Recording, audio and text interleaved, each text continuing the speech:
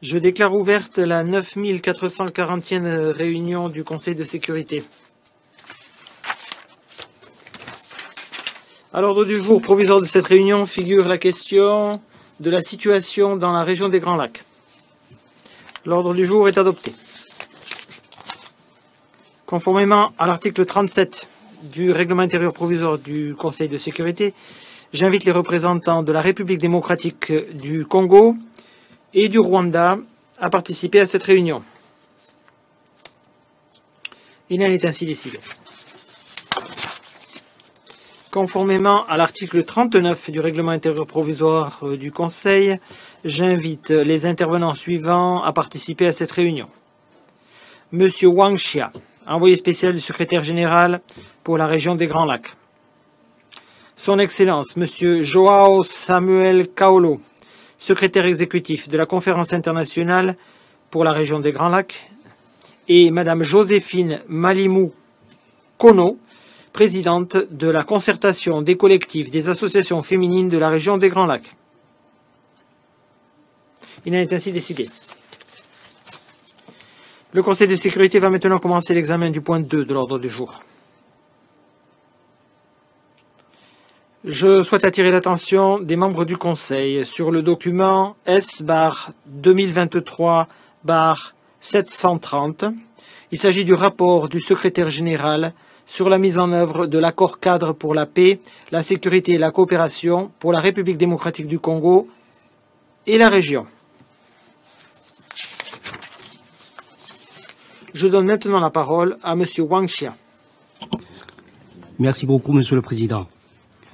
Monsieur le Président, distingués membres du Conseil, je vous remercie de l'opportunité qui m'est offerte de présenter le dernier rapport du secrétaire général sur la mise en œuvre de l'accord cadre pour la paix, la sécurité et la coopération pour la République du Congo et la région. Vous vous souviendrez que lors de mon dernier passage devant ce Conseil, j'exprimais des inquiétudes sur la détérioration de la situation sécuritaire dans l'est de la République démocratique du Congo et la montée tout aussi préoccupante des tensions dans la région des Grands Lacs. 6 mois après, malheureusement, la situation tant sur le plan sécuritaire qu'humanitaire ne s'est pas du tout améliorée. Au contraire, dans l'est de la RDC, nous sommes témoins d'une reprise des hostilités de grande échelle dans le Massissi et le Rutshuru, au nord Kivu. Le risque d'une confrontation directe entre la RDC et le Rwanda, qui continuent de s'accuser mutuellement de soutenir des groupes armés ennemis, le M23 d'un côté, les forces démocratiques de libération du Rwanda de l'autre, demeure lui bien réel. Le renforcement militaire des deux pays, l'absence d'un dialogue direct de haut niveau et la persistance des discours de haine sont autant de signaux inquiétants que nous ne pouvons ignorer. En outre, l'expansion inquiétante des forces démocratiques alliées ADF menace l'intégrité régionale avec ses ramifications terroristes. Nous restons tout autant préoccupés par la grave détérioration de la situation humanitaire dans l'est de la RDC, avec le nombre sans cesse croissant des personnes déplacées et des réfugiés, dont la grande majorité est constituée par des filles, des garçons, des femmes et des hommes dont les espoirs et les droits sont presque anéantis. Leur souffrance doit cesser. Nous réitérons donc notre appel à l'ensemble de la communauté internationale pour le renforcement de l'assistance humanitaire et que des mesures urgentes soient prises afin de faciliter le retour de ces personnes déplacées chez elles et au-delà assurer surtout l'éducation des enfants qui sont l'avenir de demain. Je voudrais aussi saisir cette opportunité pour saluer l'engagement continu des acteurs de la région et de la communauté internationale pour leurs efforts inlassables en faveur de la paix et de la stabilité dans la région des Grands Lacs. Je voudrais citer, en l'occurrence, le président Évariste Ndayishimiye du Burundi, le président João Lourenço de l'Angola et le facilitateur de la Communauté d'Afrique de l'Est, CAE, l'ancien président Uhuru Kenyatta. Je voudrais par ailleurs saluer les efforts de l'Union africaine qui a convoqué notamment un sommet quadripartite en juin dernier afin de renforcer la coordination entre les processus de Luanda et de Nairobi. Cette rencontre de haut niveau a été suivie d'une réunion des chefs d'état-major des membres de la quadripartite le 6 octobre à Addis Abeba, cherchant aussi à coordonner les modalités de déploiement et d'opération des forces militaires dans l'est de la RDC. Ces deux initiatives sont encourageantes et devraient, à mon sens, être soutenues par le Conseil de sécurité, car elles procèdent d'une volonté des États et des organisations de la région de privilégier à la fois une solution politique tout en se préparant militairement en cas d'un éventuel recours à la force contre les groupes armés qui refusent de déposer les armes. Monsieur le Président, distingués membres du Conseil, depuis plusieurs mois maintenant, dans le cadre de l'exercice des bons offices du secrétaire général et de mon mandat, je me suis rendu dans plusieurs pays de la région, en particulier en Angola, au Burundi, en RDC, au Rwanda et en Ouganda, pour plaider en faveur de la paix, tenter de renforcer davantage la confiance et mobiliser tous les partenaires afin de trouver une solution pacifique aux défis de la région. Dans cette optique, les efforts pour la revitalisation de l'accord-cadre d'Addis Abeba offrent une opportunité pour mobiliser l'ensemble des parties prenantes et œuvrer davantage à la réalisation des objectifs de cet accord. À cet égard, mon bureau organisera une retraite du 31 octobre au 1er novembre à Durban, en Afrique du Sud, en collaboration avec l'Union africaine, conformément à la décision de la 11e réunion de haut niveau du mécanisme régional de suivi pour faire l'évaluation de cet accord 10 ans après son adoption par les pays signataires. Cet accord-cadre reste central pour la paix et la sécurité de la région des Grands Lacs.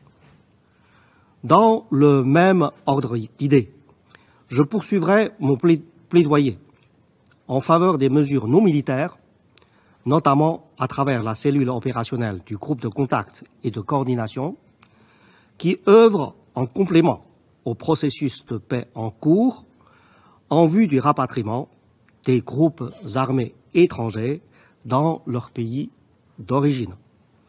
Je saisis aussi cette occasion pour réitérer mon appel à tous les groupes armés de déposer les armes et pour les groupes armés congolais de rejoindre le programme de désarmement, démobilisation, relèvement communautaire et stabilisation. Permettez-moi, Monsieur le Président, de rappeler également que les Nations Unies se sont engagées à consolider la paix et la sécurité dans la région des Grands Lacs à travers la stratégie des Nations Unies pour la région qui comporte notamment 14 initiatives phares dont la mise en œuvre effective vise justement à s'attaquer aux causes profondes de l'instabilité dans la région. J'en appelle donc à tous les partenaires à combler le déficit de financement de cette stratégie dont l'avantage comparatif est avéré.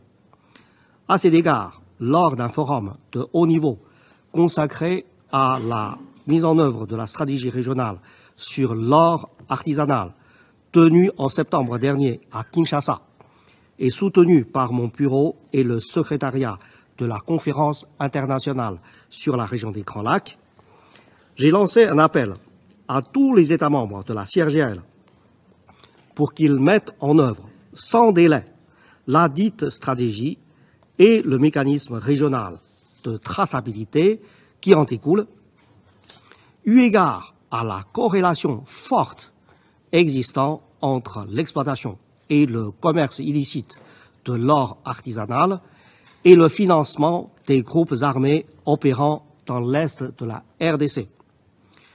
Dans cette lancée, le secrétariat exécutif de la CIRGL et moi venons de conclure une mission conjointe en Chine visant à mobiliser un appui politique, diplomatique, financier et technique accru des partenaires pour une gouvernance transparente des ressources naturelles en droite ligne des recommandations de l'atelier de Khartoum sur les ressources naturelles.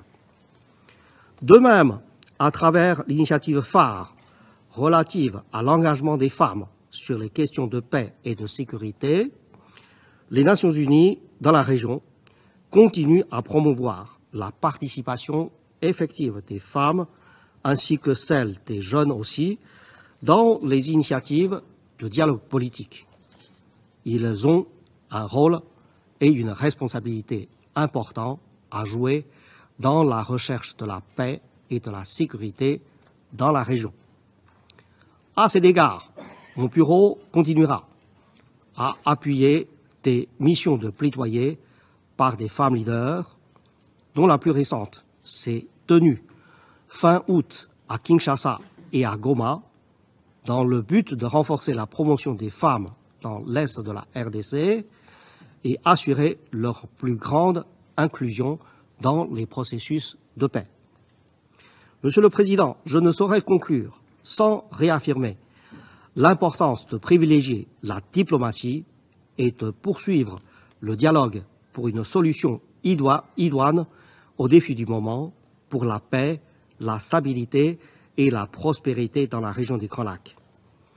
Nous avons besoin, plus que jamais, d'une solution politique. Nous avons besoin du dialogue et de l'intensification des efforts auprès des parties prenantes afin qu'elles puissent faire preuve de retenue, qu'elles maintiennent des canaux de communication ouverts et qu'elles mettent en œuvre les décisions prises dans le cadre des processus de Luanda et de Nairobi. Les solutions militaires, à elles seules, ne suffiront pas à construire une paix forte et durable. La volonté politique, la bonne foi et un véritable désir de mettre fin aux souffrances des populations sont les facteurs qui, en fin de compte, feront, j'en suis sûr, la différence conformément à l'esprit et à la lettre de l'accord cadre d'Addis Abeba. Je vous remercie. Je remercie M. Huang Xia pour son intervention. Je donne maintenant la parole à son Excellence M. João Samuel Kaolo. Vous avez la parole, monsieur. Muito obrigado, Excelência, Sr. Embaixador Sérgio França Danese, representante permanente do Brasil às Nações Unidas e presidente do Conselho de Segurança nesta sessão de outubro. Distintos membros do Conselho de Segurança, distintos convidados, minhas senhoras, meus senhores. Pela terceira vez, eu tomo a palavra para brifar o Conselho de Segurança sobre a situação prevalecente na região dos Grandes Lagos. Ambassador. I will to my... Yes? Okay. Go on in English. Thank you. Allez-y, poursuivez en anglais, s'il vous plaît. I will speak both in Portuguese. Je vais parler portugais et anglais. Merci. Mr. Ambassador, you cannot address the Council in Portuguese, unfortunately. It's not an official language. Oh, thank you. I'm sorry. Thank you. I'm as sorry as you are. Let me use my time. Thank you. Vous ne pouvez pas parler portugais au Conseil de sécurité. C'est pas une langue officielle. J'en suis désolé. Je suis aussi désolé que vous. Merci. Très bien. Je vais prendre la parole en anglais. C'est quand même une des langues officielles de la CIRGL. Alors, étant donné que mon collègue Huang Xia est entré dans le détail des différentes initiatives lancées au niveau de la région des Grands Lacs, je vais m'en tenir quant à moi sur ce qui se passe dans l'est de la RDC à l'heure actuelle. La situation humanitaire et situation sécuritaire dans l'est de la RDC est tendue et imprévisible, étant donné la reprise des affrontements entre le mouvement M23 et les groupes armés locaux comme le Wazalendo. Ces affrontements ont été signalés dans la partie orientale de Masisi et dans la partie nord-ouest de Rutshuru, en violation du cessez-le-feu actuel du 23 novembre 2022. La situation sécuritaire est également marquée par des assassinats de civils par le mouvement M23 dans les zones qui sont sous son contrôle. Les assassinats les plus récents qui ont pu être vérifiés par les mécanismes de vérification de la CIRGL et de la communauté d'Afrique de l'Est le 15 juillet 2023 ont eu lieu à Rubona, dans le groupement de Bukombo, dans le territoire de Rutshuru, où le M23 a tué 12 civils non armés, y compris des femmes et des enfants, et à Marangara, où 11 civils ont été tués le 6 août 2023. D'autres assassinats ont également eu lieu plus récemment, le 9 octobre 2023 à Bushenge, à 6 km au sud de Rumangabo, dans le territoire de Rutshuru. 8 civils y ont, quant à eux, été tués.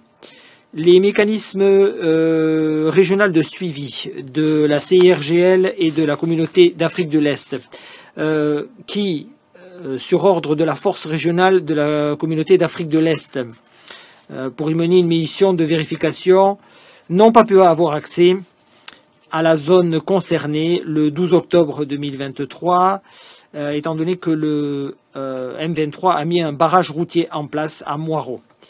Le processus de Nairobi et la feuille de route de Luanda sont des processus qui sont dans une impasse, étant donné le refus du M23 de se retirer de toutes les zones qu'il occupe et de s'installer de manière provisoire à Rumangabo avant de prendre ses cantonnements à Kindu, comme le prévoyait la feuille de route de Luanda. Le refus du M23 de se retirer et de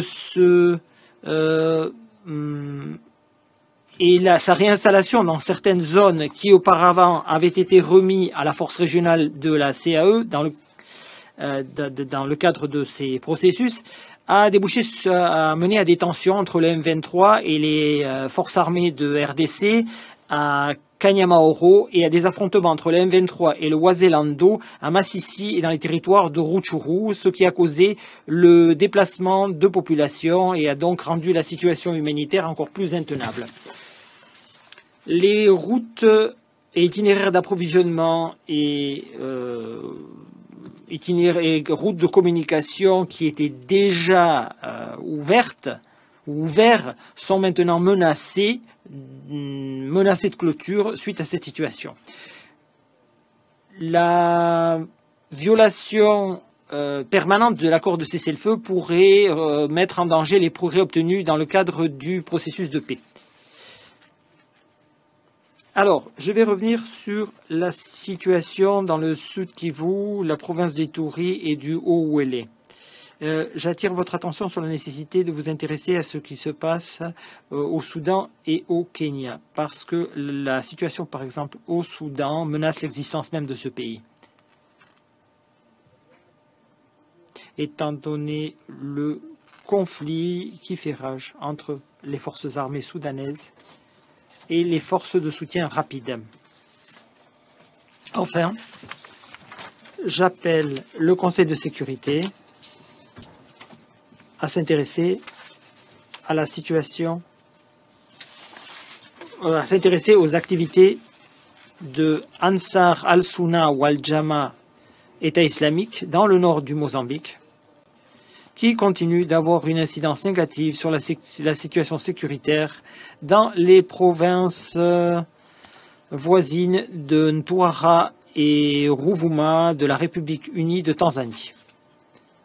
Alors, permettez-moi de conclure en indiquant qu'il y a actuellement deux initiatives lancées par des organisations sous-régionales. Au Rwanda, par le président Lorenzo, qui est le président à l'heure actuelle de la CIRGL, et la médiation et médiateur entre la RDC et le Rwanda.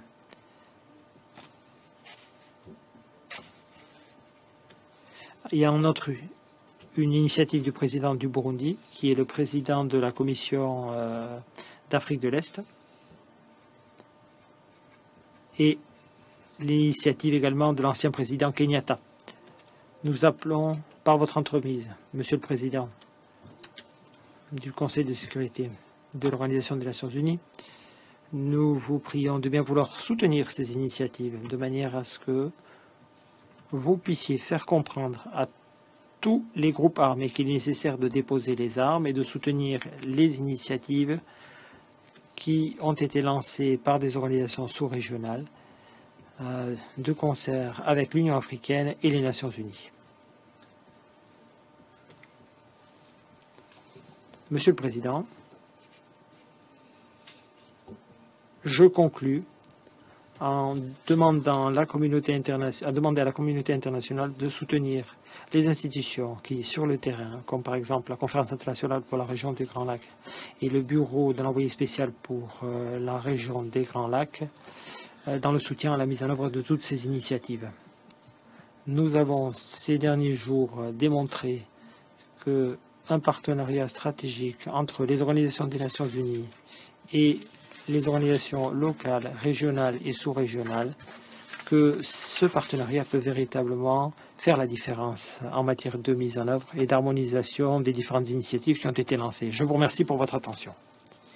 Je remercie Son Excellence Monsieur João Samuel Kaolo pour son intervention. À Madame Joséphine Malimukono.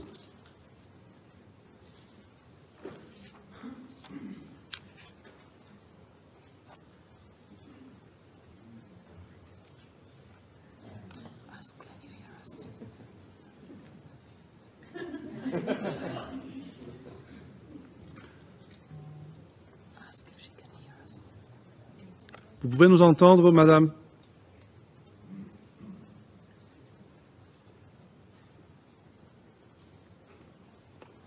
I think he has to turn off his... Hello, this is BCSS. Miss Josephine, please turn on your camera and your microphone.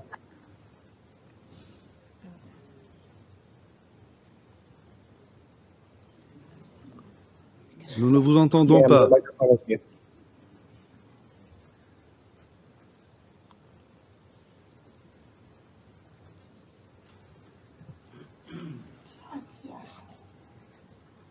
Merci pour l'opportunité qui est offerte à la société civile de s'exprimer sur la situation de la région des Grands Lacs, sur les questions qui lui sont chères. Ainsi, j'ai le plaisir et l'honneur de représenter les femmes du Burundi, de la République démocratique du Congo et du Rwanda. La concertation des collectifs des associations féminines pour la région de Grands Lacs, COCAFEM, j'ai la sigle, que j'ai l'honneur de représenter aujourd'hui, est un réseau regroupant 11 collectifs de femmes du Burundi, de la République démocratique du Congo et du Rwanda, regroupant 1861 associations de la base. et dont l'alliance s'étend à d'autres pays de la région.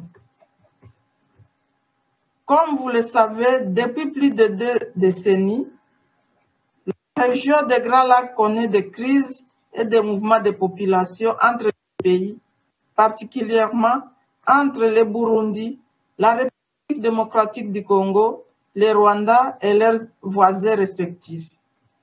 La forte militarisation et les conflits récurrents de la région menacent sa stabilité et entraînent des conséquences sévères à terme de dégradation de la cohésion sociale et de protection des civils, des femmes, des enfants, les personnes handicapées et personnes âgées en particulier.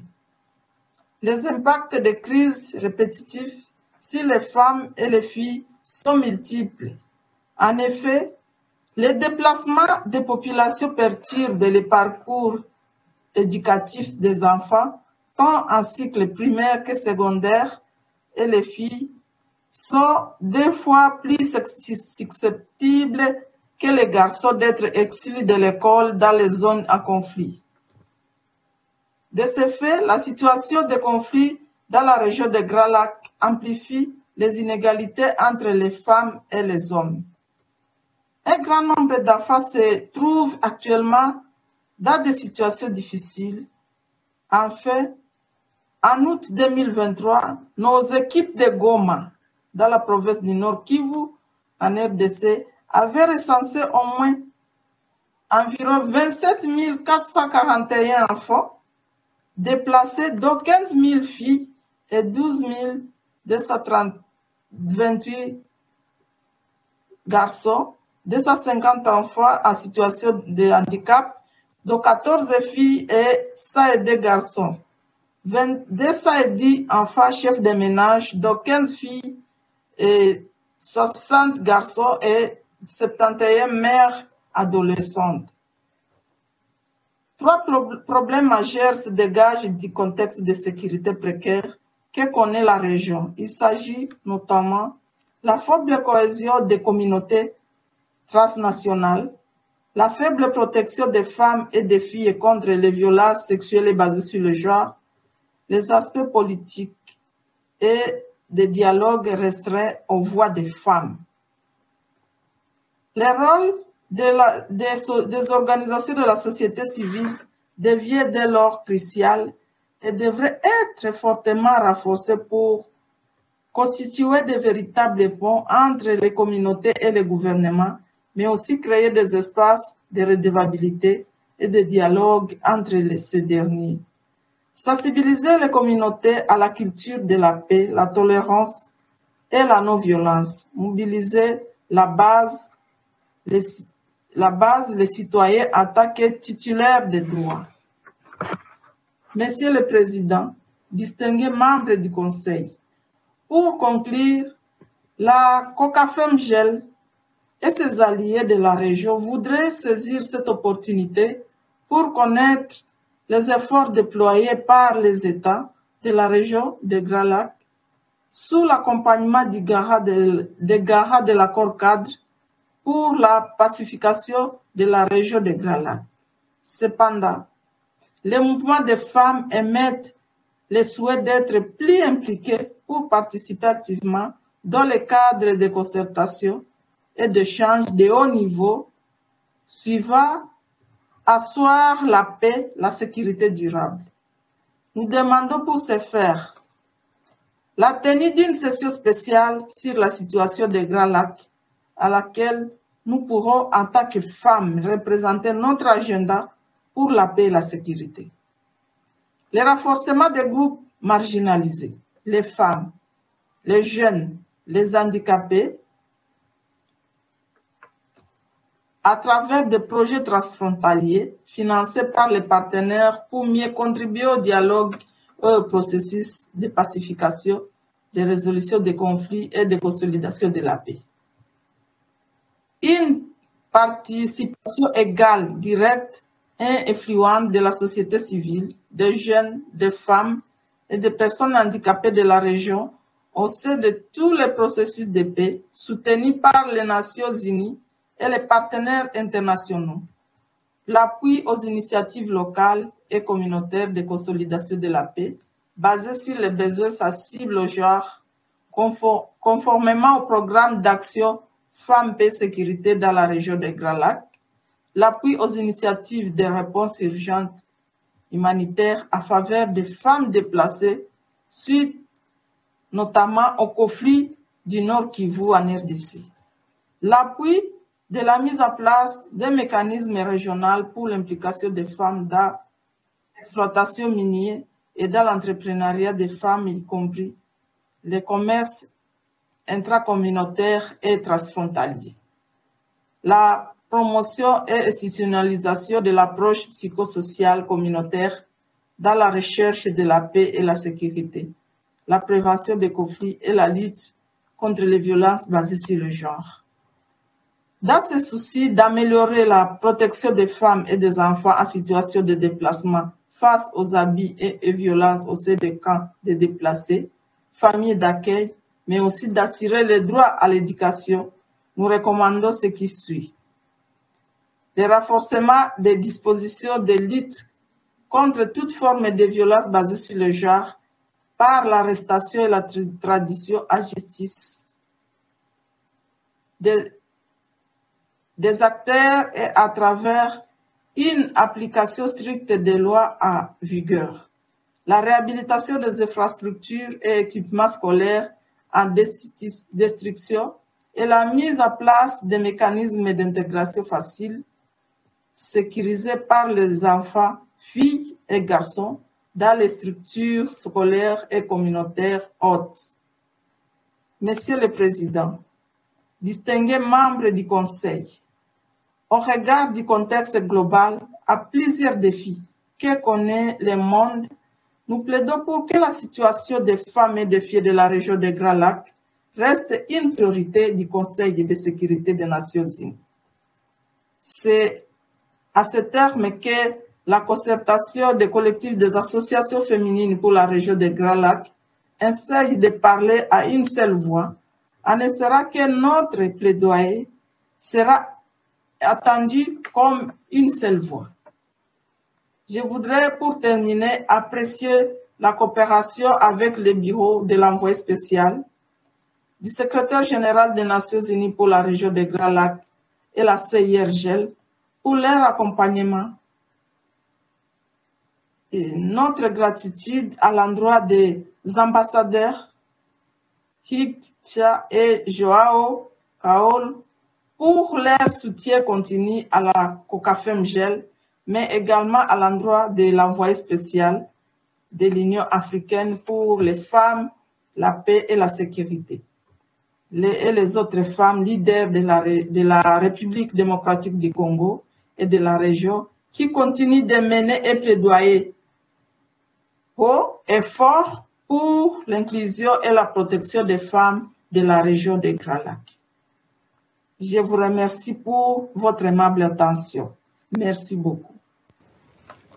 Je remercie Madame Malimukono pour sa présentation. I now give the floor to... Je donne la parole aux membres du Conseil qui souhaitent la prendre. Et je donne la parole aux représentants de la France. Monsieur le Président, je remercie l'envoyé spécial du secrétaire général, le secrétaire exécutif de la Conférence internationale sur la région des Grands Lacs et Madame Malimukono pour leurs exposés. Je souhaite revenir aujourd'hui sur 3 points. Tout d'abord, 10 ans après la signature de l'accord cadre d'Addis Abeba, cet accord demeure plus que jamais central pour la paix dans la région. En effet, les violences entre groupes armés et contre les populations civiles se poursuivent au prix de nombreuses victimes et de déplacements forcés. Le cessez-le-feu en vigueur depuis le mois de mars entre le M23 et les forces armées de la RDC est fragile.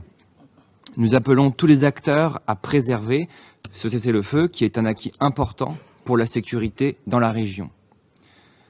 La France rappelle 3 des principes cardinaux de l'accord cadre pour la région. Ne pas soutenir les groupes armés, respecter la souveraineté et l'intégrité territoriale des États voisins, ne pas héberger ni fournir de protection aux personnes accusées de crimes et de violations du droit international. Ces principes doivent être respectés par toutes les parties. Hier, ce Conseil a adopté une déclaration présidentielle sur la situation en République démocratique du Congo. Signal positif, le Conseil a pris acte de la demande des autorités congolaises et s'est engagé à décider des mesures nécessaires au retrait de la MONUSCO dans les prochaines semaines. Le Conseil a marqué sa préoccupation face au soutien étranger apporté au M23 en demandant le retrait immédiat de ce soutien, tout comme le retrait du soutien militaire apporté au FDLR. La France salue l'appui apporté par les Nations Unies au processus de paix régionaux, en particulier ceux de Luanda et de Nairobi. Nous encourageons les efforts de coordination engagés sous les auspices de l'Union africaine dans le cadre du format quadripartite. Ces efforts incarnent l'esprit des solutions africaines aux problèmes africains que la France soutient pleinement. Monsieur le Président, deuxième point, la région doit se mobiliser avec l'appui de la communauté internationale pour répondre à la situation humanitaire et lutter contre les causes profondes des conflits. Le rapport du secrétaire général le dit clairement, la situation humanitaire dans la région se dégrade de manière continue. L'accès des acteurs humanitaires, des agences, fonds et programmes des Nations Unies doit être assuré. La région peut compter sur notre appui. Je rappelle à cet égard que l'Union européenne a mis en place un pont aérien à destination de Goma qui permet d'acheminer des fournitures médicales et nutritionnelles. La protection des droits de l'homme et la lutte contre l'impunité font partie des conditions nécessaires à une paix durable. Nous nous félicitons de la saisine adressée à la Cour pénale internationale pour enquêter sur les violences commises au Nord Kivu depuis le début de l'année 2022. Les efforts doivent redoubler pour prévenir les discours de haine et les incitations à la violence. La France condamne aussi les pillages et les trafics de ressources naturelles dans la région. Ils alimentent les activités des groupes armés. Il faut que les États des Grands Lacs et leurs partenaires s'unissent pour développer des chaînes de valeur responsables et durables qui bénéficient aux populations. Les mécanismes de certification régionaux doivent être appliqués par toutes les parties. Monsieur le Président, dans mon dernier point, je souhaiterais réaffirmer que l'Union européenne demeure fortement engagée pour promouvoir la paix, la démocratie et le développement durable dans la région des Grands Lacs. C'est tout le sens de l'adoption le 20 février par les ministres européens d'une stratégie renouvelée de l'Union européenne pour la région. Cette stratégie vise à traiter les causes profondes de l'instabilité. Elle aborde la situation sécuritaire, la bonne gestion des ressources et l'intégration régionale. L'Union européenne se tient prête à soutenir la réforme du secteur de la sécurité. La gestion des frontières ou encore la réinsertion des anciens combattants sont identifiées comme d'autres priorités. Cette stratégie s'appuie sur la vision commune pour 2030, adoptée lors du sommet Union européenne-Union africaine, organisé lors de la présidence française de l'Union européenne. Elle est alignée sur la stratégie des Nations Unies pour la région des Grands Lacs. Nous saluons à cet égard le travail conduit par l'envoyé spécial. Je vous remercie. Je remercie le représentant de la France de son intervention et je donne la parole à la représentante de la Fédération de Russie. Merci, Monsieur le Président. Nous remercions l'envoyé spécial Juan Cia et le directeur exécutif de la Conférence internationale sur la région des Grands Lacs, Joao Kaolo, de leurs exposés. Nous avons écouté avec beaucoup d'attention Joséphine Malimukono. La situation dans la région des Grands Lacs continue à être influencée par les événements dans les provinces orientales de la République démocratique du Congo. La dégradation de la situation en matière de sécurité dans l'est du Congo détériore de façon significative la situation dans la région, menant à une dégradation supplémentaire de la situation humanitaire. Nous sommes particulièrement préoccupés par les agissements du groupe M23, mais aussi par les tensions entre Kinshasa et Kigali. D'autres groupes illégaux armés profitent de la situation et multiplient les activités illégales, attaquant des civils, exploitant de façon illégale les ressources naturelles et renforçant leur position dans l'est du pays. Parmi ces groupes, on retrouve les forces démocratiques de libération du Rwanda, le Codeco, les Red Tabara et les Mai Mai. Le groupe islamiste Force démocratique alliée FAD est de plus en plus actif. Les combattants, de plus en plus souvent, recourent à des méthodes terroristes et utilisent aussi des engins explosifs improvisés. Nous appelons les formations armées illégales à renoncer à leurs méthodes violentes et à déposer les armes et à, sans la moindre condition, participer au programme de désarmement, de démobilisation et de réintégration des DR. Nous soutenons les efforts de la MONUSCO et de ses autorités en ce qui concerne le maintien de la paix et la protection des civils. La présence des casques bleus en zone de conflit demeure un facteur de stabilisation incontournable. Nous sommes d'accord avec les conclusions du rapport spécial du secrétaire général sur la MONUSCO disant que lors du prochain examen par Kinshasa et par l'ONU du plan de reconfiguration et du retrait progressif de la mission du pays, il est important de prendre en considération l'évolution de la situation sur le terrain, d'agir de façon progressive et de façon responsable tout en prenant en compte l'avis du pays d'accueil plutôt. Nous pensons que la sécurité et la stabilité dans l'est de la RDC sert les intérêts de tous les États de la région. Nous pensons que l'efficacité des efforts régionaux est essentielle, notamment dans le cadre des processus de négociation de Nairobi et de Luanda. N'oublions pas non plus la communauté d'Afrique de l'Est. Nous notons aussi que les pays membres de la communauté de la SADC souhaitent, plus que tout autre, aider à un règlement de la situation dans l'est de la RDC. De toute évidence, les méthodes militaires ne permettent pas d'arriver à une normalisation sur le long terme de la situation dans l'est de la RDC et dans la région des Grands Lacs.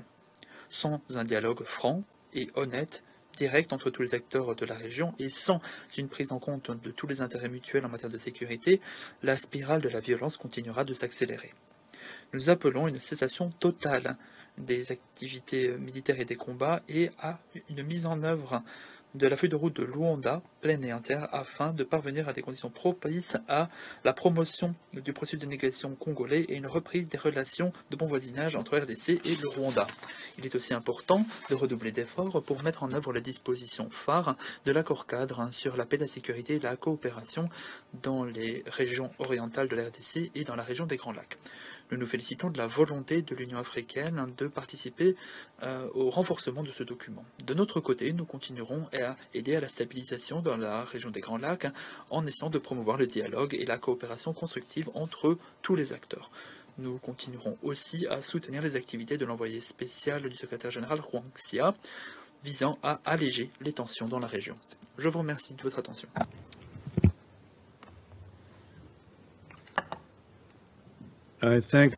Je remercie la représentante de la Fédération de Russie de son intervention et donne la parole au représentant du Royaume-Uni. Merci, Monsieur le Président.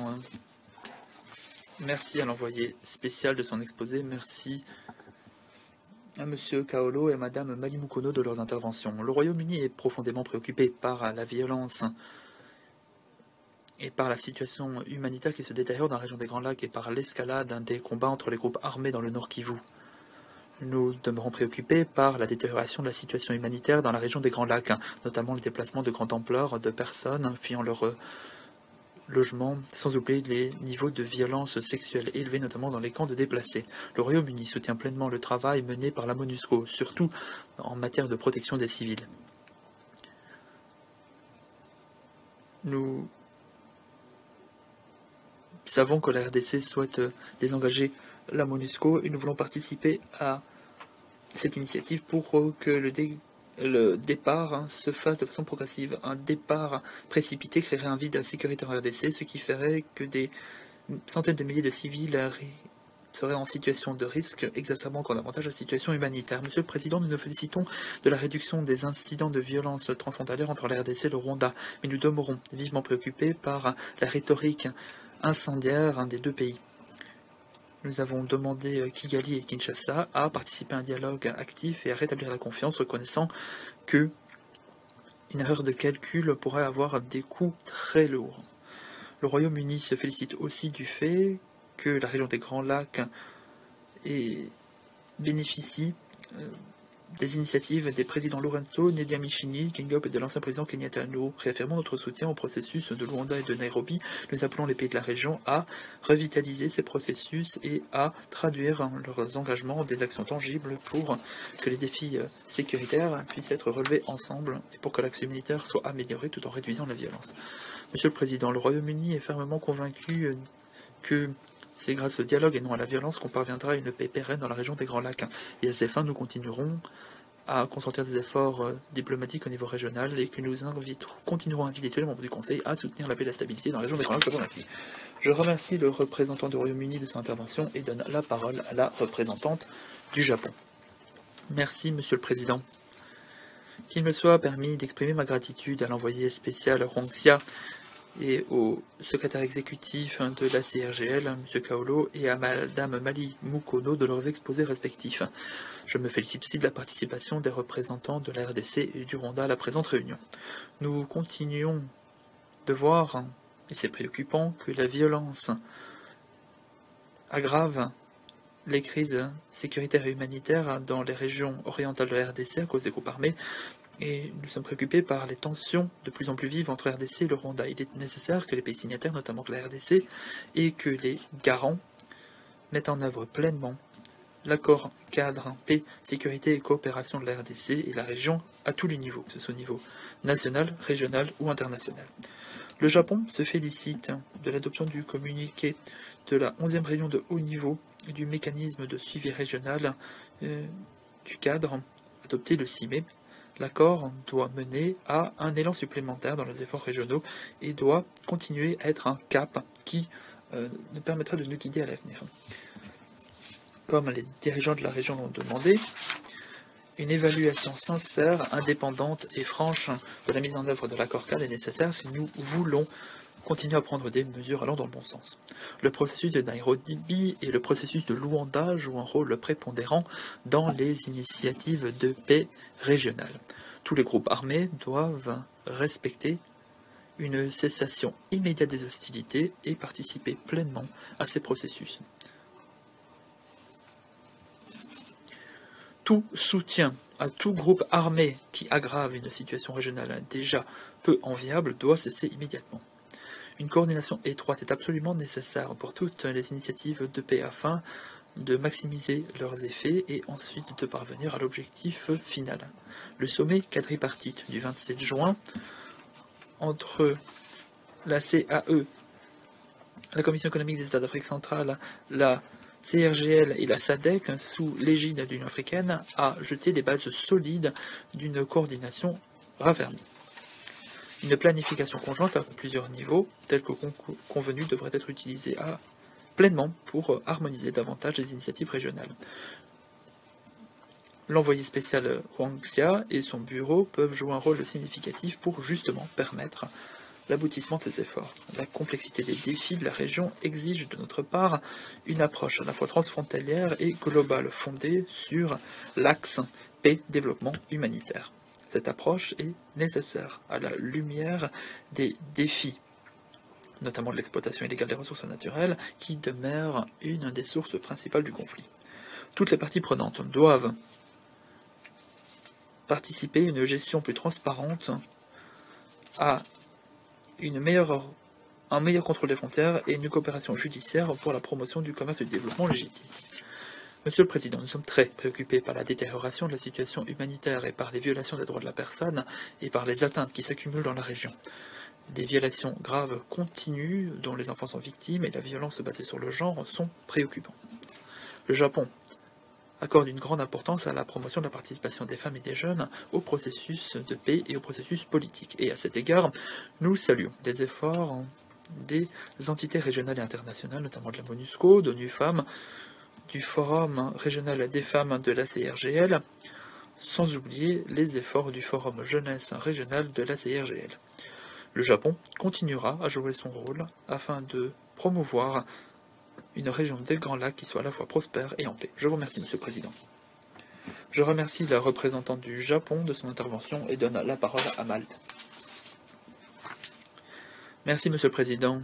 Je remercie moi aussi l'envoyé spécial Huang Xia, le secrétaire exécutif de la CRGL et Mme Malimukono de leurs exposés. Je me félicite aussi de la présence des représentants de l'RDC et du Rwanda. Comme l'a dit le secrétaire général, qu'on trouve dans le dernier rapport, nous nous félicitons des jalons significatifs enregistrés pour renforcer la prise en charge régionale et tout en essayant de trouver des solutions au conflit. Nous encourageons davantage de coopération et de coordination entre les initiatives de paix régionales existantes et futures. Nous encourageons toutes les parties à respecter un dialogue véritable de bonne foi et nous appelons une désescalade des tensions et nous espérons que les parties pourront s'abstenir de céder à tout discours public incendiaire, surtout lors du processus électoral. Les dirigeants sont responsables, ils doivent montrer l'exemple, ils doivent faire preuve de bonne foi. La situation dans l'Est de la RDC demeure préoccupante car elle aggrave la crise humanitaire. Des violations des droits de la personne ont été enregistrées, notamment de la violence sexuelle basée sur le genre, sans oublier une utilisation et un recrutement systématique d'enfants. Voilà une menace significative qui pèse sur l'avenir de la RDC et de ses voisins. La déclaration présidentielle récemment adoptée prouve bien que le Conseil de sécurité souhaite parvenir à un retrait responsable de la MONUSCO. Sur une note plus positive, nous nous félicitons des initiatives entreprises par certains pays afin d'améliorer la coopération transfrontalière en matière économique. Voilà, j'en suis certain, qui permettra davantage de conciliation de la paix tout en permettant une interdépendance constructive. Nous sommes aussi rassurés par les indications initiales des missions de la cellule opérationnelle du groupe de contact et de coordination. Ces indications suggèrent que certains groupes armés étrangers et certains membres de ces groupes sont prêts à se désarmer, à se démobiliser, à rentrer dans leur pays d'origine sans condition. Nous réaffirmons l'appel du secrétaire général. Il faut saisir cette possibilité pour renforcer les capacités nationales de désarmement, de démobilisation et de réintégration pour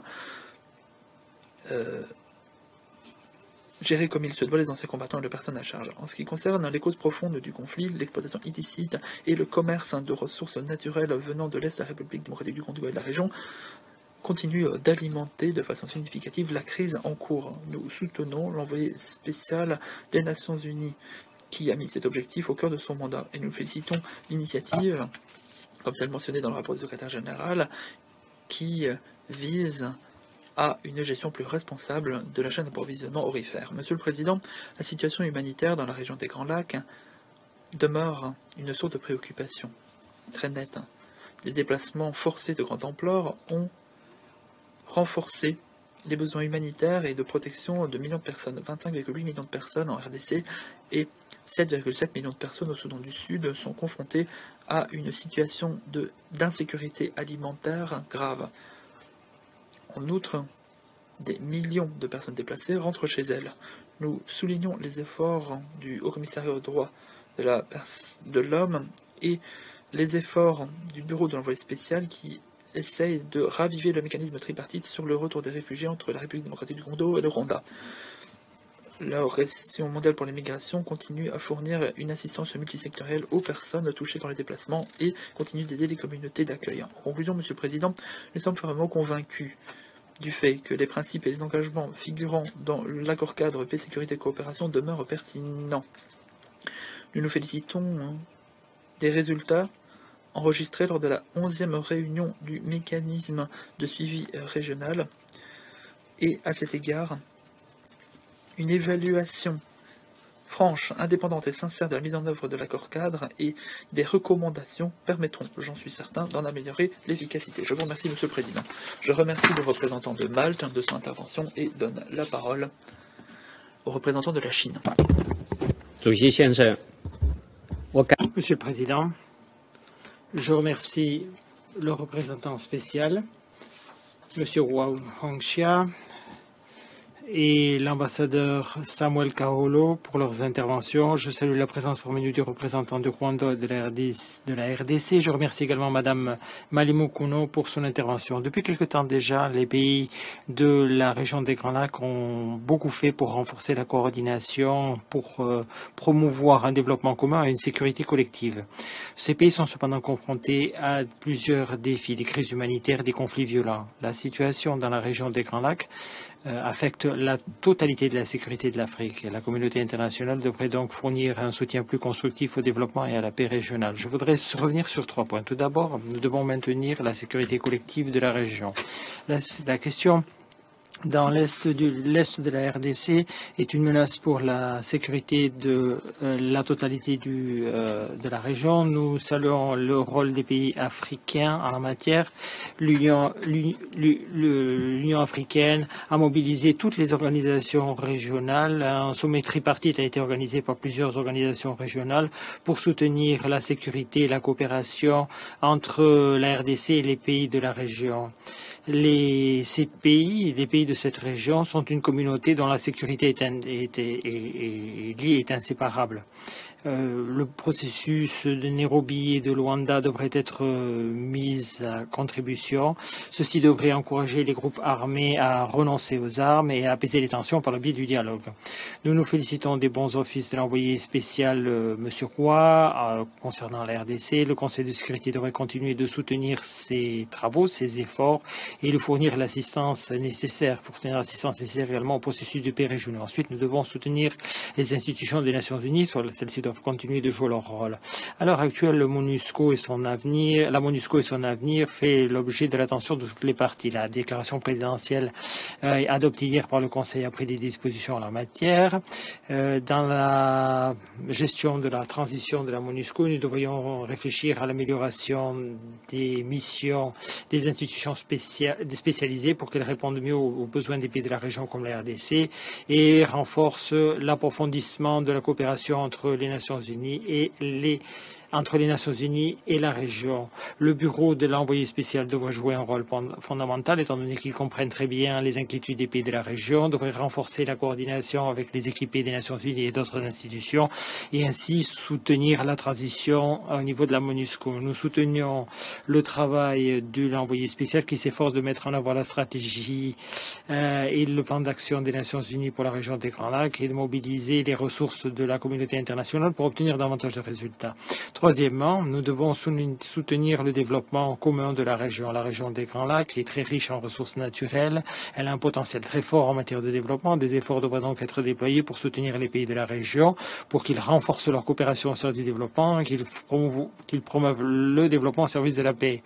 La Zambie, la RDC, l'Ouganda, la Tanzanie, pour n'en citer que quelques-uns, ont enregistré quelques résultats positifs dans la mise en place d'infrastructures régionales, dans la coopération économique également régionale, ce qui resserre de manière constante les liens entre la région, favorise l'intégration économique et régionale. Dans le cadre du forum de coopération Chine-Afrique et dans le cadre des nouvelles routes de la soie, nous avons mis en place toute une série de projets de coopération, comme dans le domaine des ressources énergétiques, dans le domaine des infrastructures, dans le domaine de la science, de l'éducation, des infrastructures, pour accompagner ces pays dans leur développement, pour renforcer la coopération régionale. Le troisième forum de coopération Afrique-Chine est en cours donc en Chine actuellement. Nous espérons ainsi pouvoir travailler avec les pays de la région pour justement favoriser les nouvelles routes de la soie, ce projet, de manière à arriver à un développement et une prospérité commune et ainsi contribuer à une paix durable et à un développement durable dans la région. Je vous remercie, Monsieur le Président. Je remercie le représentant de la Chine pour sa déclaration. Je donne maintenant la parole au représentant de l'Albanie. Thank you, Mr. President. Merci, Monsieur le Président. Je me joins à ceux qui ont remercié l'envoyé spécial, M. Chia, son Excellence, M. Kaolo et Mme Malimukono pour leurs interventions. Étant donné que c'est la dernière réunion d'information biannuelle du Conseil sur les Grands Lacs auquel participera l'Albanie, je voudrais partager avec vous les messages suivants qui reflètent non seulement la période à l'examen, mais qui vous donneront un aperçu de ce que nous avons pu constater en tant que membres du Conseil de sécurité. Lorsque l'Albanie est devenue membre du Conseil de sécurité il y a de cela 2 ans, la région était le témoin d'évolutions diplomatiques positives. Cependant, à l'époque, en avril 2022, nous vous avions déjà mis en garde du fait que, malgré le rapprochement observé entre certains États, les causes profondes des conflits étaient trop complexes pour être considérées comme étant réglées et que les défis et les difficultés étaient trop importantes pour être surmontées. Malheureusement, depuis, la région a enregistré trop de revers et peu de progrès significatifs. À cet égard, je voudrais revenir sur 3 des principaux moteurs du conflit qui, s'ils sont traités comme il se doit, pourraient devenir des solutions. Tout d'abord, nous sommes tout à fait d'accord avec le secrétaire général. Et ce qu'il dit, là je cite, il dit « Les solutions militaires, il le dit dans son rapport, à elles seules sont de courte durée et ne permettent pas de construire une paix solide et durable. » La volonté politique, la bonne foi et le désir sincère de mettre fin à des souffrances inutiles sont nécessaires pour changer véritablement la donne. L'Albanie est profondément inquiète du fait que le discours incendiaire et les accusations que s'adressent la RDC et le Rwanda sur les activités des groupes armés et le soutien à ceux-ci ne peut que mettre en danger la cessation des hostilités qui est déjà fragile entre le M23 et les FARDC. les efforts régionaux de paix, à savoir les processus de Nairobi et de Luanda, sont fondamentaux pour garantir la stabilité régionale. Nous nous félicitons donc du résultat du 22e sommet extraordinaire à Nairobi, qui a eu lieu le 5 septembre et qui a réaffirmé l'importance de solutions sécuritaires durables par le biais de processus politiques et ont réaffirmé l'importance du dialogue entre tous les partis. Nous espérons que le prochain le dialogue numéro 4 à Nairobi, dialogue intercongolais, aura lieu bientôt. Pour ce qui est du front politique, nous prenons note de l'appropriation croissante au niveau régional de ces processus, les garanties de sécurité qui ont été fournies dans l'est de la RDC, de telles garanties par exemple la mise en place d'une force régionale de la CE, le prolongement de son mandat jusqu'au 8 décembre et l'approbation du déploiement d'une mission de la SADC au cours du sommet ordinaire, du 43e sommet ordinaire qui ont lieu le 17 août sont des initiatives positives. Nous réitérons la nécessité pour toutes ces initiatives d'être harmonisées et de se renforcer mutuellement, comme ça a été fait remarquer lors de la réunion quadripartite qui a eu lieu à Addis Abeba. Ensuite, nous sommes également alarmés par la situation humanitaire qui se détériore dans la région. Les attaques de haine à l'encontre des civils, la violence sexiste et sexuelle à l'encontre des femmes, le recrutement d'enfants. Nous devrions tous réfléchir à ce que cela veut dire. Si nous acceptons le fait que les enfants sont notre avenir, quel avenir peuvent attendre ces enfants s'ils sont censés remplacer leurs plumes par des pistolets? Si nous sommes d'accord pour dire que les femmes forgeront le caractère de leurs enfants, quel caractère auront ces enfants si ces femmes font l'objet de violations graves? Nous sommes condamnés à l'échec, même si nous arrivons à sortir de cette crise. La solution dont nous avons besoin, c'est la responsabilisation. Nous nous félicitons du soutien que le bureau de l'envoyé spécial fournit à la mise en œuvre de la déclaration de Kinshasa sur l'amélioration de la coopération judiciaire dans la région des Grands Lacs. Ceci me mène à aborder mon troisième point. La région des Grands Lacs dispose de ressources naturelles, mais elles sont utilisées de manière illicite. La coopération régionale devrait être renforcée et soutenir une gestion transparente et durable des ressources naturelles. Nous espérons que seront mises en œuvre le plus rapidement possible les recommandations du Forum régional organisé en septembre à Kinshasa concernant le système de certification ou de traçage des minerais au niveau régional. En effet, la distribution équitable des ressources pourrait permettre justement d'inciter les groupes armés à déposer les armes et participer au programme de réintégration et démobilisation des programmes qui devraient être en outre soutenus. Enfin, je remercie l'envoyé spécial pour son soutien indéfectible aux pays signataires qui s'efforcent de mettre en œuvre la stratégie régionale et de traiter les causes profondes du conflit. Je vous remercie. Je remercie le représentant de l'Albanie pour sa déclaration. Je donne maintenant la parole au représentant de la Suisse. Monsieur le Président, je remercie l'envoyé spécial du secrétaire général, le secrétaire exécutif de la Conférence internationale sur la région des Grands Lacs et Madame Malimukono pour leurs exposés. J'adresse mes remerciements à la Commission de consolidation de la paix pour son avis écrit et je souhaite la bienvenue aux représentants des États de la région. Il est indéniable que la paix dans les Grands Lacs nécessite la coopération de toute la région. Nous encourageons l'envoyé spécial Chia à poursuivre ses efforts pour avancer un dialogue sincère entre toutes les parties et apaiser les tensions régionales. Car ce n'est qu'ensemble que nous pourrons atteindre les objectifs communs de paix, de sécurité et de coopération prévus dans l'accord cadre d'Addis Abeba en cours de revitalisation. J'aimerais souligner 3 points. Premièrement, les initiatives diplomatiques et politiques régionales doivent demeurer l'instrument principal pour résoudre les conflits. C'est pourquoi nous lançons un appel pressant à la désescalade des violences et des appels à la haine qui peuvent empêcher ce dialogue. La Suisse réaffirme son soutien au processus de Nairobi et de Luanda. Nous saluons l'adoption du cadre commun lors du récent sommet quadripartite et appelons tous les acteurs à œuvrer pour l'harmonisation et la coordination des mécanismes régionaux. Pour garantir leur succès, il est impératif que tous les engagements pris soient mis en œuvre et les femmes puissent participer de manière significative et efficace. Il est notamment essentiel que tous les acteurs, en particulier la RDC et le Rwanda, cessent leur soutien à certains groupes armés.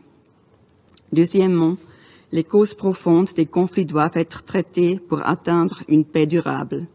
Cela passe par le renforcement de l'état de droit, la bonne gouvernance et la création d'opportunités économiques et sociales. La Suisse reconnaît le potentiel considérable de la région du Grand Lac en matière de développement durable. Ainsi, elle s'engage depuis plusieurs années dans ces projets visant à renforcer les droits de l'homme, à lutter contre la désinformation, à promouvoir la formation professionnelle et à créer des emplois.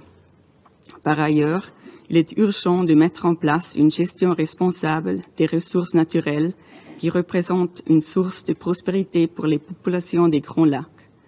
L'exploitation et le commerce illicite des ressources naturelles par les groupes armés, notamment dans l'est de la RDC, compromettant la paix et le développement dans la région.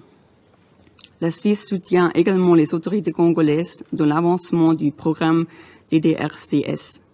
Nous notons l'adoption par le Sénat congolais de la loi établissant une force militaire de réserve.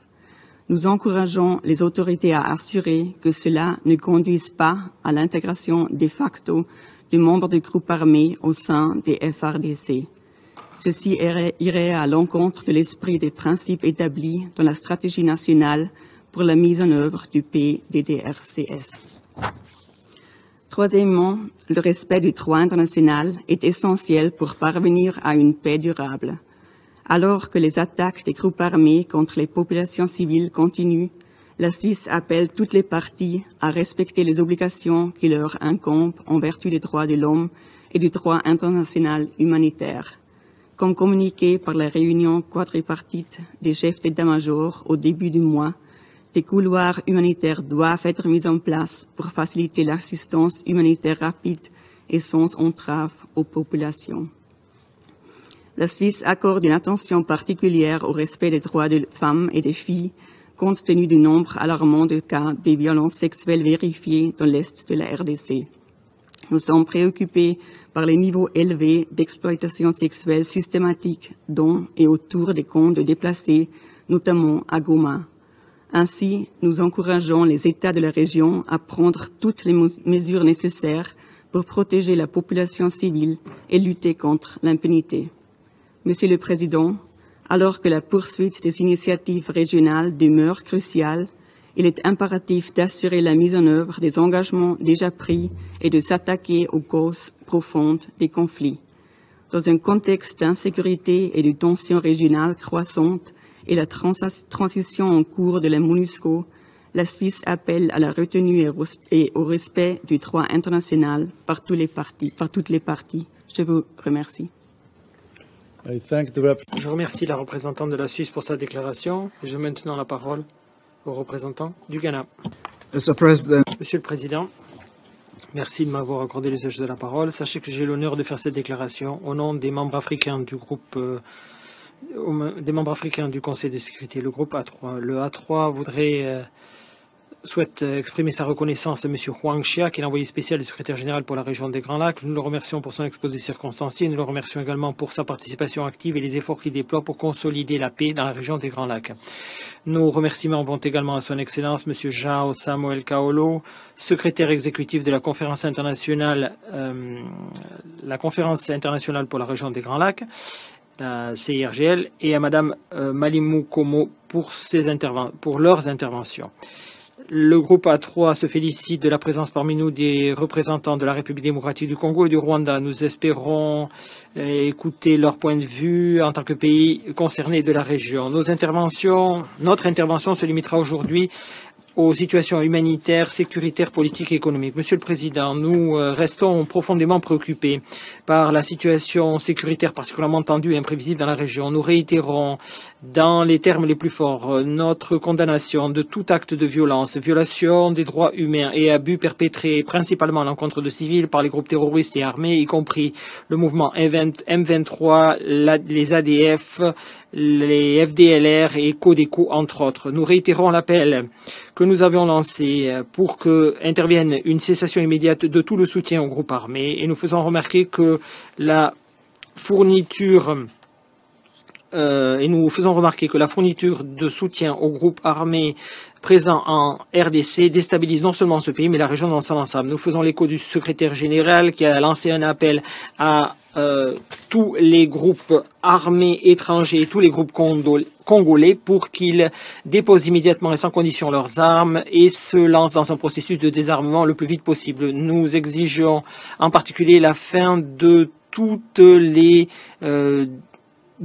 avancée supplémentaire de la part du M23 et demandons à ce que celui-ci se retire immédiatement et sans condition de tous les territoires occupés, ainsi que dans son cantonnement, tel que cela a été prévu par le processus de Luanda. Nous attendons avec impatience la tenue de la prochaine phase du dialogue intercongolais, la conférence de Nairobi numéro 4. Ce sera une occasion pour le groupe armé de s'engager à faire taire les armes en RDC et adhérer au processus de paix en cours. Nous tenons à réitérer la nécessité fondamentale de renforcer la coordination et la complémentarité entre les initiatives militaires et politiques en RDC, tel que ça a été rappelé et souligné dans la déclaration de la présidence du Conseil de sécurité qui vient d'être adoptée sur la situation en RDC, le communiqué de la 11e réunion de haut niveau du mécanisme régional de suivi de l'accord cadre paix, sécurité et coopération, ainsi que du communiqué du sommet quadripartite impliquant ou réunissant l'ACE, la CEAC, la CIRGL et la SADC sous la houlette de l'Union africaine. Nous pensons que la coordination et l'alignement de toutes les initiatives de paix en RDC, y compris celles qui sont dirigées et contrôlées par l'Afrique, démèneront au final au renforcement de la réponse africaine à la situation à RDC, une réponse qui sera adaptée à la réalisation de nos objectifs. Ceci reflèterait non seulement le principe de solution africaine à des problèmes africains, mais également de solutions africaines de qualité à des problèmes africains. Monsieur le Président, sur le front politique maintenant, nous saluons le dynamisme des dirigeants régionaux, les présidents João Lourenço d'Angola, Evariste Ndayishimiye du Burundi, William Ruto du Kenya et l'ancien président Uhuru Kenyatta du Kenya qui continuent de travailler d'arrache-pied pour garantir la pleine mise en œuvre des accords de paix existants par toutes les parties. Nous nous félicitons des efforts déployés par les pays de la région pour renforcer leurs relations diplomatiques et bilatérales, y compris par la tenue de réunions des commissions permanentes conjointes, l'organisation de visites de haut niveau ainsi que la signature d'accords bilatéraux pour faire avancer la coopération dans différents secteurs importants. Nous nous félicitons en particulier, du nombre d'accords commerciaux croissants qui sont intervenus entre les pays de la région et nous exhortons à la mise en œuvre d'accords commerciaux trilatéraux et bilatéraux qui serviront de tremplin à une intégration économique du continent. Nous sommes convaincus que le renforcement de la coopération régionale du développement économique permettra de promouvoir la paix. L'instabilité se maintient dans l'est de la RDC. Les pays de la région n'ont pas été cependant des acteurs qui sont restés les bras croisés malgré leurs difficultés. Ces pays ont agi au sein de l'accord cadre pour la paix, la sécurité et la coopération pour la RDC et la région des Grands Lacs. Ils se sont rassemblés autour de la RDC et lui fournissent un soutien indéfectible aux efforts qu'elle déploie en matière de paix. 10 ans depuis la signature de cet accord cadre, nous sommes d'avis qu'il est impératif pour les pays signataires de faire le bilan de sa mise en œuvre. À cet égard, nous soutenons la demande faite récemment par les pays signataires, demande faite au comité de soutien technique au cours de la 11e réunion de haut niveau du mécanisme de suivi régional de l'accord cadre, la demande qui a été faite de mener à bien une évaluation franche et indépendante de la mise en œuvre de cet accord cadre jusqu'à présent. Il est fondamental de garantir le relancement de ce cadre.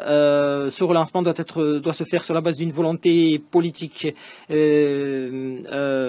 véritable des pays signataires. Ceux-ci doivent respecter leurs engagements. Monsieur le Président, le renforcement et le développement de la richesse en ressources naturelles des pays de la région est une occasion pour les pays de la région des Grands Lacs de transformer de manière structurelle leurs économies et de lancer une ère ou d'ouvrir une nouvelle ère de prospérité partagée. Il est donc fondamental pour tous les pays de la région et en Afrique en général de renverser, de changer donc le paradigme ancien concernant l'or par lequel l'abondance de ressources naturelles cause la misère, mais profite à d'autres sociétés. Nous encourageons donc les efforts qui sont déployés sous la houlette de la CIRGL, avec le soutien de l'envoyé spécial, entre autres, pour faire face au phénomène de l'exploitation illicite et du commerce illicite et ressources naturelles en RDC et dans la région. Derrière, Monsieur le Président, ces chiffres et ces statistiques sur la situation humanitaire dans la région se cachent des hommes, des femmes, des enfants, des filles qui vivent dans des conditions physiques déplorables, qui vivent dans une situation de stress émotionnel qui découle des atrocités auxquelles ils ont été soumis. Je pense ici à la violence sexuelle et aux assassinats d'êtres proches par les groupes armés. Nous exhortons la communauté internationale à continuer de se mobiliser, de mobiliser un financement au service de plans de réponse humanitaire pour les pays de la région pour apaiser la souffrance des réfugiés et des personnes déplacées. En attendant, nous encourageons ces pays à continuer de faire preuve de solidarité dans le traitement de ces questions graves. Pour conclure, Monsieur le Président, nous tenons à remercier à nouveau l'envoyé spécial Huang Xia pour son soutien aux efforts régionaux de paix, pour les efforts qu'il déploie pour mettre en œuvre l'accord cadre pour la paix, la sécurité et la coopération. Nous réitérons l'idée qu'une solution politique reste la principale manière de rétablir la paix en RDC dans la région des Grands Lacs. À cette fin, nous continuerons de soutenir la redynamisation de l'accord cadre pour la paix, la sécurité et la coopération et nous réaffirmons notre volonté de soutenir l'indépendance et l'intégrité territoriale ainsi que la souveraineté des pays de la région. Je vous remercie. Je remercie le représentant du Ghana pour sa déclaration. Je me donne la parole au représentant des Émirats arabes unis. Monsieur le Président, je remercie l'envoyé spécial, M. Chia, pour son exposé circonstancié. Je remercie également M. Joao Samuel Kaolo, le secrétaire exécutif de la conférence internationale pour la région des Grands Lacs. Et je remercie également Mme Joséphine Malimukono pour leur contribution au débat d'aujourd'hui.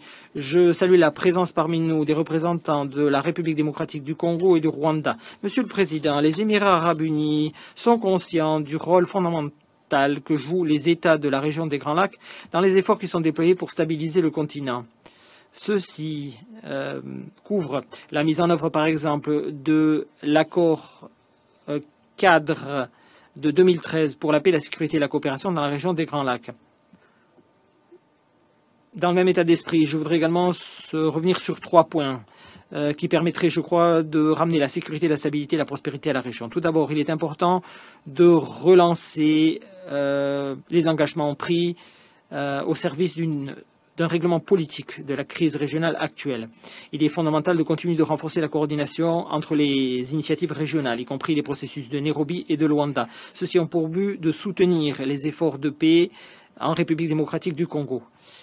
Nous attendons d'être saisis des recommandations qui seront présentées avant la réunion de haut niveau sur le mécanisme régional de suivi pour la paix et la sécurité de l'accord de cadre de paix pour la paix, la sécurité et la coopération qui est prévue en Ouganda l'année prochaine. Ceci fera suite à la réunion précédente qui a eu lieu au Burundi.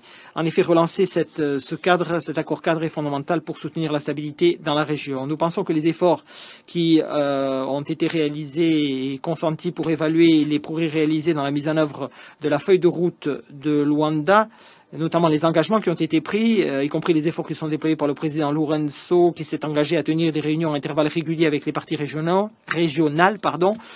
seront importants pour garantir sa mise en œuvre. Le succès de tous ces efforts, Monsieur le Président, suppose de garantir la cohérence entre les différentes initiatives. En effet, le sommet quadripartite qui a eu lieu au mois de juin, qui a réuni la communauté d'Afrique de l'Est, la communauté économique des États d'Afrique centrale, la conférence internationale de la région des Grands Lacs et la communauté de développement d'Afrique australe, la SADC, est un exemple qui prouve comment le renforcement de la coordination entre toutes les parties peut permettre de faciliter l'avènement d'une paix régionale. Il est clair que trouver une solution durable sur le long terme supposera de traiter des causes profondes de l'insécurité dans la région. C'est la raison pour laquelle il est important que les acteurs régionaux continuent de faire des efforts pour encourager le dialogue et continuent de prendre des mesures préventives pour renforcer la confiance, la tolérance entre les communautés et au sein de celles-ci. Le rôle de l'envoyé spécial, par le biais des bons offices qu'il déploie, est tout aussi important pour soutenir les efforts visant à apaiser les tensions et faciliter le dialogue. Deuxièmement, les populations civiles doivent être protégées d'éventuelles attaques de groupes armés et leur sûreté et sécurité doit rester au centre de tous les efforts qui seront déployés pour garantir la paix dans la région. Il est inquiétant ainsi que les activités des groupes armés dans l'est de la République démocratique du Congo se poursuivent. Ceci constitue une menace grave pour la sûreté et la sécurité des populations civiles et est en outre un obstacle aux efforts dans le domaine du développement. Les Émirats arabes unis condamnent les actions tout à fait hostiles menées à bien par le M23 et d'autres groupes armés et les appelle à déposer les armes de manière permanente et ce sans condition. Les acteurs devraient faire de la protection des civils, en particulier des femmes et des enfants, une priorité et devraient renoncer à toute forme de violence à leur encontre. Les parties doivent respecter le droit international humanitaire et cesser toute forme de violence à l'encontre des civils. Nous réitérons ici l'importance qu'il y a d'accélérer la mise en œuvre du programme de désarmement, démobilisation, réintégration sociale et stabilisation en République démocratique du Congo. Troisièmement, une attention toute particulière doit être consacrée,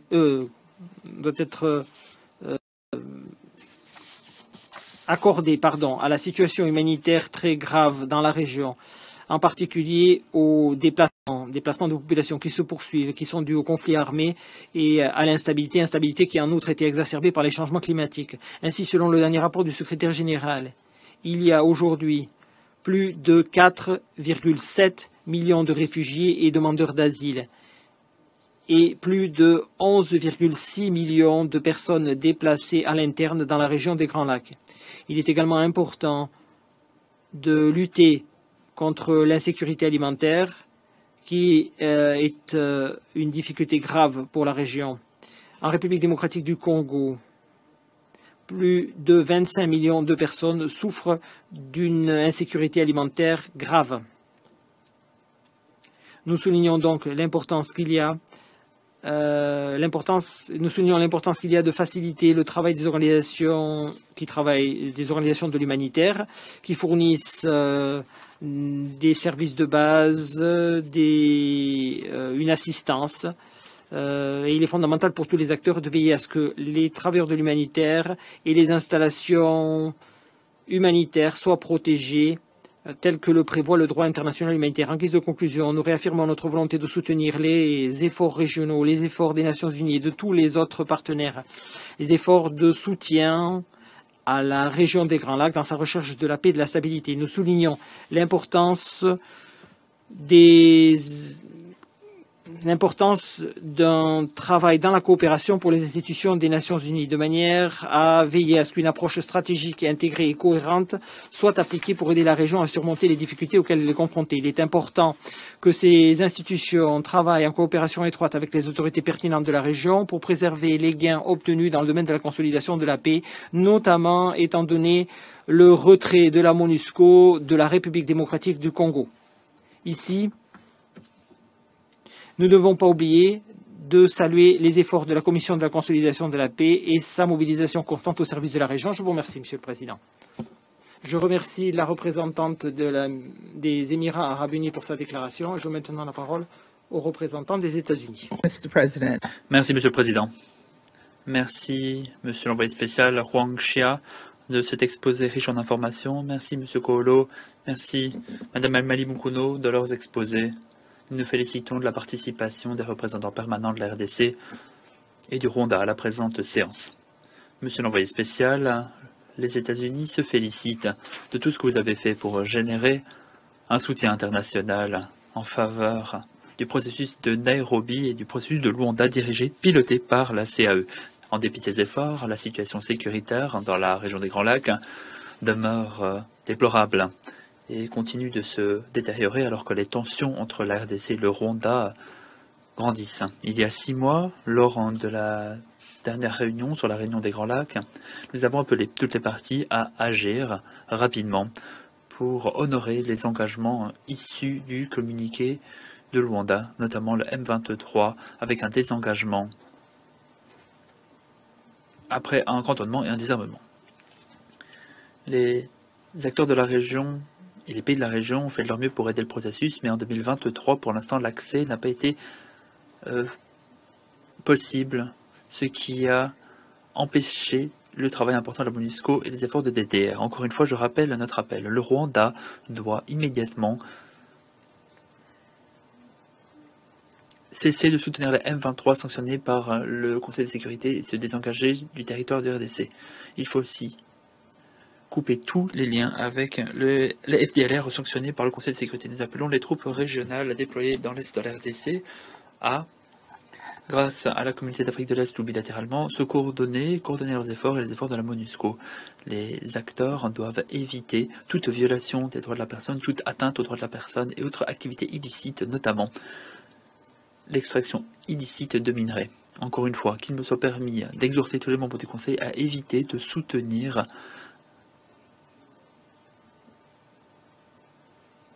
tout soutien sans garantie nécessaire, conformément aux politiques des Nations Unies, afin de préserver les droits de la personne tout en maîtrisant le contrôle. Ces garanties sont vitales si nous souhaitons nous assurer de ne pas détériorer encore davantage une situation sécuritaire difficile.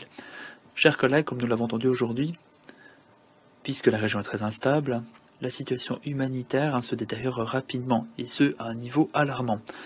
Les conflits se sont déplacés et ont déplacé plus de 500 000 personnes en 2023. Un grand nombre de ces personnes doivent vivre sans un accès à de l'alimentation, à de l'eau ou à des soins médicaux dans des camps qui sont surpeuplés. Des milliers de femmes et d'enfants sont en situation d'exploitation à cause de trafiquants sexuels. Et encore une fois, je remercie Madame Malimou Kono de son travail incroyable, essayant de mettre un coup de projecteur sur leurs besoins. Si on en croit le Programme alimentaire mondial, l'instabilité politique encourt à dévaster la production alimentaire et la distribution alimentaire, résultat des pénuries alimentaires systématiques. 1,5 million de personnes sont confrontées à des niveaux d'urgence d'insécurité alimentaire. C'est tout simplement inacceptable, surtout au XXIe siècle. Une crise politique créée par l'être humain s'est transformée en une crise humanitaire créée par l'être humain. Cette crise doit cesser. Chers collègues, nous devons trouver des solutions diplomatiques. Et donc, j'appelle les dirigeants de la région à maintenir un dialogue ouvert avec, surtout à l'horizon, les élections en RDC. Ces élections doivent être justes et libres pour tout le monde, notamment pour les femmes et les communautés minoritaires. Tous les Congolais, tous les civils congolais ont le droit de vivre dans la paix et de se faire entendre aux urnes. Monsieur l'envoyé spécial Huang Xia, encore une fois, nous vous remercions. Merci de vos efforts. J'espère très sincèrement que la prochaine fois que nous nous réunirons, que vous serez présents au Conseil de sécurité, nous aurons enregistré des progrès pour parvenir à davantage de paix. Nous n'avons pas de temps à perdre. Merci, Monsieur le Président. Je remercie la représentante des États-Unis de son intervention et je donne la parole au représentant de l'Équateur. Merci, Monsieur le Président. Je voudrais commencer par remercier l'envoyé spécial du secrétaire général pour la région des Grands Lacs, M. Huang Xia, le remercier pour son rapport. Je saisis cette occasion pour saluer le soutien qu'il fournit à la mise en œuvre des accords existants, qui s'efforcent de promouvoir la paix, l'intégration régionale et qui contribuent au dialogue et à la paix au niveau régional. Je remercie également M. Joao Samuel Kaolo, secrétaire exécutif de la Conférence internationale pour la région des Grands Lacs. Je remercie pour son intervention et je remercie également Mme Joséphine Malimou Kono, présidente de la COCAFEM pour la région des Grands Lacs. La situation dans la région des Grands Lacs, si on en croit le rapport du secrétaire général, continue d'être imprévisible et explosive. Ma délégation souligne donc la nécessité qu'il y a de freiner l'avancée des groupes armés qui sont présents dans les zones frontières et qui sont présents également dans l'est de la République démocratique du Congo, en particulier le groupe armé M23. Nous espérons que des efforts régionaux et sous-régionaux pourront continuer d'être consentis afin de prendre des mesures de renforcement de la confiance dans le cadre d'initiatives de médiation. Ces éléments sont fondamentaux en effet pour sortir de l'impasse. Les processus de Luanda et de Nairobi ont souligné quant à eux l'importance de la coordination et de la complémentarité existant entre les initiatives politiques et militaires. Pour ce faire, il est indispensable de bénéficier du soutien du secrétaire général par le biais de son envoyé spécial pour la région des Grands Lacs. Ces efforts, Monsieur le Président, sont en cours. Ce sont des efforts éminemment positifs. Ils ont une incidence très positive sur l'harmonisation et la coordination des initiatives de paix existantes, l'objectif étant de faire face à la situation à laquelle la région est confrontée en RDC. Je pense par exemple au sommet quadripartite de la communauté d'Afrique de l'Est, à la communauté économique, donc le sommet quadripartite réunissant la communauté d'Afrique de l'Est, la communauté économique des États d'Afrique centrale, de la conférence internationale pour la région des Grands Lacs et réunissant également la communauté d'Afrique australe pour le développement, qui a eu lieu à Luanda sous la houlette de l'Union africaine le 27 juin. Ces efforts doivent être renforcés et doivent se poursuivre. Les avancées obtenues dans le cadre de du 10e sommet de la conférence internationale pour la région des Grands Lacs prévoient des réunions à intervalles réguliers du mécanisme ad hoc de vérification. L'objectif étant d'évaluer l'application ou d'évaluer la mise en œuvre de la feuille de route de Luanda. Et dans le cadre du processus de Nairobi, démontre la volonté qu'il y a de reprendre ou de relancer le dialogue intra-congolais et le dialogue avec les groupes armés. Monsieur le Président, la détérioration de la situation humanitaire mérite toute l'attention de la communauté internationale.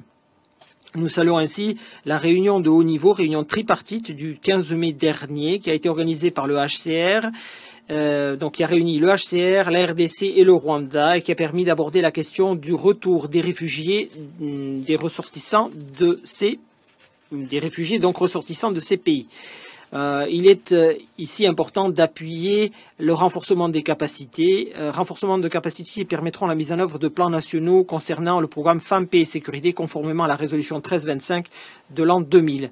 Nous exhortons les acteurs à renforcer les politiques régionales d'éradication du recrutement et d'utilisation de mineurs, donc d'enfants mineurs, et visant à garantir leur traitement conformément aux normes internationales de prévention et de protection des droits de l'enfant. L'Équateur considère que doivent être traitées les causes profondes des conflits si on veut consolider la paix. L'une de ces causes profondes, c'est l'exploitation illicite des ressources naturelles. Les capacités des pays de la région doivent être renforcées pour faire face à ce fléau. Le renforcement de la participation des femmes aux structures politiques nationales et locales est également indispensable pour aller vers une véritable consolidation de la paix. Et à cet égard, nous nous félicitons de l'évaluation écrite qui a été faite par la Commission de la consolidation de la paix. Une évaluation et un avis écrit qui aborde donc ces questions. Ainsi, dans cet avis, la Commission de la consolidation de la paix insiste sur la nécessité de soutenir et de renforcer les capacités des pays de la région pour pouvoir organiser des élections organisées dans la paix et de manière transparente et ouverte à tous. Enfin, la stratégie des Nations Unies pour la région des Grands Lacs mérite une mention toute particulière. Je salue et je signale ici les initiatives 3 et 9 qui portent sur femmes, paix et sécurité et ainsi que sur des activités d'extraction plus responsables. Elle porte également sur la réduction des menaces à la paix et suppose un renforcement accru pour pouvoir être mis en œuvre. Je vous remercie. Je remercie le représentant de l'Équateur de son intervention et je vais prononcer une déclaration à titre national en tant que représentant du Brésil. Chers collègues, je remercie l'envoyé spécial Huang Xia, le secrétaire exécutif João Samuel Kaolo de la CRGL et Madame Joséphine Malimukono de leurs exposés respectifs. Leurs perspectives contribuent très largement à une meilleure compréhension par le Conseil de sécurité de la situation sur le terrain. Je me félicite de la participation des représentants de la RDC et du Rwanda à la présente réunion. Je salue le dernier rapport du secrétaire général sur la mise en œuvre de l'accord cadre paix, sécurité et coopération et l'opinion écrite de la CCP sur la région des Grands Lacs. Je me félicite aussi du travail abattu par l'envoyé spécial M. Xia. La situation sécuritaire dans la région des Grands Lacs est une préoccupation constante. Certes, le cessez-le-feu entre les forces armées congolaises de l'M23 tient toujours la route, mais les confrontations entre les groupes armés se traduisent par un bilan très lourd auprès des populations. Nous appelons encore une fois tous les groupes armés à déposer les armes. Nous appelons aussi à ce que tout soutien extérieur aux groupes armés illégaux cesse. Nous espérons que la coordination des efforts régionaux permettra de promouvoir le processus de désarmement, de démobilisation et de réintégration, DDR. Une stratégie DDR couronnée de succès est nécessaire si nous souhaitons parvenir à une réconciliation. Nous suivons de très près, avec beaucoup d'attention, le déploiement des forces régionales. Nous espérons que ces forces continueront à coopérer avec la MONUSCO. Nous avons pris bonne note de la coopération militaire bilatérale en cours entre la RDC et ses voisins, l'objectif étant de juguler les attaques des groupes armés et de stabiliser l'est de la RDC. La dimension politique de la coopération régionale est d'une importance cruciale. Nous soutenions le rôle de figure de proue que joue la conférence internationale sur la région des Grands Lacs et que joue le mécanisme de suivi régional. Nous soulignons aussi le sommet quadripartite qui a eu lieu à Luanda en juin dernier, dont l'objectif est de coordonner et d'harmoniser les initiatives de paix existantes. Chers collègues, le Brésil attache une grande importance à l'inclusivité du processus politique. La participation active des jeunes et des femmes au dialogue régional de la région des Grands Lacs est essentielle à la durabilité de ces processus de paix. La stratégie des Nations Unies sur la région des Grands Lacs s'axe autour de ces communautés, des peuples de la région. Leur quête de paix, de stabilité, de développement durable devrait guider tous les efforts diplomatiques dans la région. Améliorer leurs moyens de subsistance et réduire la charge endossée par les plus vulnérables devrait être au cœur de tout ce que l'on fait. Nous appelons à une mise en œuvre continue du programme Femmes et Paix et Sécurité dans les pays concernés. Comme l'intervenante l'a dit aujourd'hui, les femmes de la région sont des défenseuses de la paix et devraient être incluses dans toutes les initiatives de paix. Je vous remercie. Je reprends ma fonction de président du Conseil de sécurité et donne la parole au représentant du Rwanda.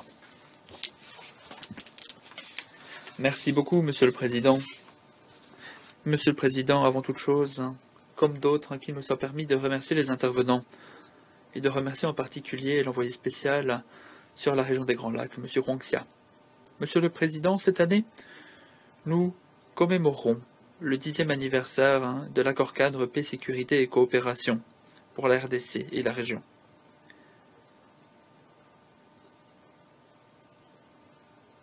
Pourtant, nous observons des lacunes en matière de mise en œuvre du cadre. Il y a des lacunes en matière d'engagement. Lorsque le Rwanda a signé cet accord-cadre, nous l'avons fait parce que nous étions convaincus de son bien-fondé. Et nous pensons encore et toujours que cet accord-cadre est bien fondé. En outre, en plus du cadre, le Rwanda soutient pleinement et se félicite des efforts consentis au plan régional, et en particulier nous félicitons des processus de Luanda et de Nairobi qui nous permettent de prendre des mesures concrètes pour mettre fin au conflit dans l'est de la RDC. Monsieur le Président, d'un autre côté, on observe un manque de volonté politique des signataires, surtout la RDC. J'en veux pour preuve le fait que Kinshasa n'arrive pas, ou plutôt refuse, de réduire la menace que représentent les groupes armés étrangers, entre autres. De plus, les accords issus de Luanda et de Nairobi n'ont pas été mis en œuvre, que ce soit dans la lettre ou dans l'esprit. Pourquoi cela? Parce que, encore une fois, la volonté politique manque à l'appel. Monsieur le Président, cet échec persistant qui empêche de prendre à bras-le-corps les causes profondes des problèmes dans l'Est RDC pérennise le conflit, et ce depuis 30 ans. et l'Est de la RDC demeure une terre fertile, un terreau fertile plutôt pour les groupes armés, déstabilisant non seulement le pays, mais aussi les pays voisins. À l'heure actuelle, plus de 120 groupes armés opèrent dans l'Est de la RDC, y compris les FDLR et tous ces groupes dissidents, qui s'intègrent au sein du Wazalendo et des Mai Mai. Wazalendo est le nouveau nom des Mai Mai. Les groupes locaux armés, notamment les Mai Mai, qu'on appelle désormais Wazalendo, servent de force de réserve, ce qui empêche l'opérationnalisation de l'accord cadre paix, sécurité et coopération, et ce qui empêche aussi d'ailleurs la mise en œuvre des feuilles de route régionales pour la paix et la sécurité dans notre région. La mise en œuvre des mécanismes de Luanda et de Nairobi, et surtout après le déploiement des forces régionales de la CAE, nous ont tout d'abord donné espoir. Espoir d'une solution pacifique. Cela dit, les hostilités récentes dans le nord Kivu, de tous ces groupes armés, Wazalendo s'opposant au FDLR, représentent une menace pour le processus. Pour l'instant, les réussites en matière de paix et de sécurité dans le cadre de l'accord cadre ont fait marche arrière. L'enrôlement de milliers de mercenaires dans l'armée nationale, ce qui va à l'encontre des conventions internationales, en plus de ce refus de mettre en œuvre les accords signés, prouve bien que, encore une fois, il y a un manque de volonté politique et qu'on ne veut pas se pencher sur les causes profondes du problème dans l'Est de la RDC. Monsieur le Président, les discours de haine et la xénophobie préoccupants, croissants, surtout ciblant les locuteurs rwandais, les Tutsis, sont oubliés par le Conseil de sécurité. Ces problèmes constituent des pierres angulaires politiques et de principe du cadre de l'accord cadre paix, sécurité et coopération. Les violations des droits de la personne mentionnées découlent en fin de compte des discours de haine. Et par conséquent, il est regrettable, Monsieur le Président, que nous n'ayons pas entendu la moindre condamnation de ces actes d'atrocité dans le PRST, la déclaration présidentielle adoptée hier. Nous pensons que cette attitude, que ce silence des membres du Conseil soit bien compris par la communauté internationale. La rhétorique incendiaire dont se sont fondus des politiques et les preuves documentées de violence et de haine ciblant les communautés tutsi congolaises et de rwandophones des territoires massissi exigent une intervention du Conseil pour entraver ces agissements. Le Conseil doit lever l'omerta et condamner le plus fermement possible la persécution des rwandophones de RDC, en particulier pour mettre fin à la persécution des communautés Tutsi dans l'Est de la RDC. Monsieur le Président, Mesdames et Messieurs les membres du Conseil, nous déplorons que des puissances, des forces extérieures décident de mettre de l'huile sur le feu et encouragent l'impunité pour assouvir leurs intérêts économiques en choisissant une mise en œuvre très sélective de l'accord cadre paix, sécurité et coopération et des pactes de paix au niveau régional.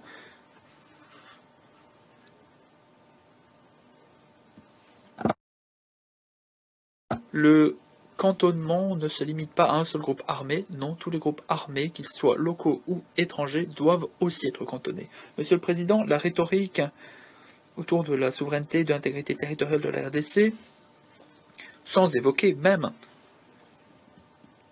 ces droits souverains des pays voisins touchés par le conflit, semble inopportune et alimente en fin de compte le conflit. Toutes les questions d'intégrité territoriale des pays comptent. En outre, la mise en œuvre très sélective de l'accord-cadre paix, sécurité et coopération et des pactes de paix et des mécanismes de paix régionaux doit être évité à tout prix. Monsieur le Président, en guise de conclusion, pour enfin parvenir à une région des Grands Lacs en paix, il faut avant toute chose prendre à bras le corps les causes profondes, les sources du conflit en RDC. Le Rwanda et les autres parties prenantes demeurent très attachés à un règlement pacifique de la situation, conformément aux dispositions des mécanismes régionaux et de l'accord-cadre sur la paix pour la région. Je vous remercie. Je remercie le représentant du Rwanda de son intervention et donne la parole au représentant de la République démocratique du Congo. Merci, Monsieur le Président. Monsieur le Président, ma délégation a déjà eu l'occasion de vous féliciter pour votre accession à la présidence du Conseil en ce mois d'octobre 2023. Elle voudrait, une fois de plus, saluer votre présidence et exprimer sa satisfaction de vous voir diriger les travaux du Conseil de sécurité. Elle reste également très confiante en votre capacité de conduire avec succès les délibérations du Conseil au regard de l'ambitieux programme que vous avez présenté au début de votre présidence. C'est également l'occasion d'exprimer une nouvelle fois au Conseil toute la gratitude du peuple et du gouvernement de la République démocratique du Congo pour les efforts déployés par les Nations unies dans la préservation de la souveraineté et de l'intégrité territoriale de notre pays et dans sa volonté maintes fois exprimée de lui garantir une stabilité et une paix durable. Je voudrais rendre un hommage mérité à son Excellence, M. Antonio Guterres, secrétaire général des Nations Unies, pour son rapport dont votre Conseil est saisi et pour son souci constant et jamais démenti dont il n'a eu de cesse de faire montre, ainsi que son implication personnelle d'œuvrer à la consolidation de la paix dans la région des Grands Lacs et en République démocratique du Congo. Enfin, je salue la présence virtuelle du secrétaire exécutif de la Conférence internationale de la région des Grands Lacs, M. Joao Manuel Kaolo, et je remercie notre sœur, Madame Malimuko, pour son intervention. Monsieur le Président, ma délégation a pris acte du rapport du secrétaire général sur la mise en œuvre de l'accord-cadre pour la paix, la sécurité et la coopération pour la République démocratique du Congo et la région, document S-2023-237 du 3 octobre 2023, tel que présenté par son Excellence M. Wang Xia, envoyé spécial du secrétaire général dans la région des Grands Lacs, dont je salue la présence parmi nous.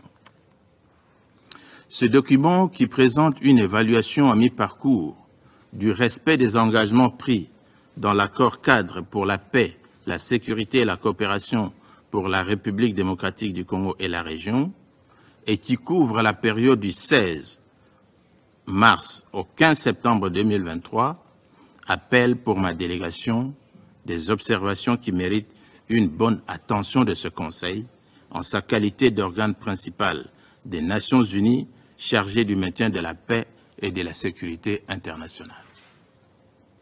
Monsieur le Président, au moment où nous nous réunissons ici, la Rwandan Defense Force, RDF, armée régulière du Rwanda, pays signataire de l'accord-cadre d'Addis Abeba, dont il est question ici, et ses supplétifs terroristes du M23 occupent toujours des positions sur le territoire de la République démocratique du Congo en violation flagrante de la Charte de l'Organisation universelle, de l'acte constitutif de l'Union africaine et des accords qui régissent les organisations sous-régionales auxquelles ce pays appartient. 10 bonnes années après sa signature, l'accord-cadre d'Addis Abeba, dont les dispositions sont scrupuleusement appliquée par mon pays n'a connu aucun début d'exécution de la part de certaines parties, dont le Rwanda, pourtant signataire. Ce constat malheureux soulève justement la question de la nécessité de sa revisitation, démarche à laquelle mon gouvernement s'est montré favorable. Il y a lieu de préciser à cet effet que le mécanisme national de suivi de l'accord cadre d'Addis Abeba, structure créée en République démocratique du Congo pour assurer la mise en œuvre des engagements auxquels le pays a souscrit en vertu de cet accord, organisera du 24 au 25 octobre 2023 à Kinshasa des consultations dont les conclusions serviront de feuille de route à une participation efficiente de la République démocratique du Congo à la retraite des pays signataires de l'accord cadre d'Addis Abeba prévu à Durban du 31 octobre au 1er novembre 2023. Ma délégation se félicite de cette initiative et tient à saluer les efforts dans ce sens de M. Chia, envoyé spécial pour la région des Grands Lacs. Monsieur le Président, dans l'immédiat et en perspective des élections qui se profilent à l'horizon, la priorité pour mon pays demeure la restauration de la paix dans la partie est de la République démocratique du Congo. Cela suppose, entre autres, la fin de l'agression rwandaise constatée par le retrait vérifié de toutes ses troupes, y compris les éléments de son armée dissimulés parmi le M23. Le cantonnement du M23, le retour des populations déplacées à leur domicile pour y exercer leurs droits civiques le 20 décembre 2023, le retour des enfants à l'école et la jouissance de leurs droits à l'éducation, droits dont ils sont privés depuis l'agression du Rwanda et du M23. La République démocratique du Congo continue à apporter son appui aux efforts régionaux, notamment au processus de Nairobi et de Luanda, et demande au Conseil de sécurité de soutenir davantage ces deux processus en maintenant le maximum de pression sur le Rwanda et son proxy du M23 pour qu'il se conforme aux recommandations du plan de paix de Nairobi et de Luanda. Ceci signifie pour le M23 de déposer les armes, d'accepter le cantonnement, de se démobiliser et d'intégrer les processus PDRCS conformément aux recommandations du plan de paix de Luanda. Monsieur le Président, au paragraphe 4 et 8 du rapport sous examen, il est fait état des FDLR. Certains en ont parlé. Ce refrain ressassé à longueur de journée et dans tous les forums par le Rwanda, même s'il était vrai et avéré, ne pouvait en aucun cas servir de prétexte à l'agression d'un pays souverain au regard du droit international et des engagements internationaux et régionaux de nos États.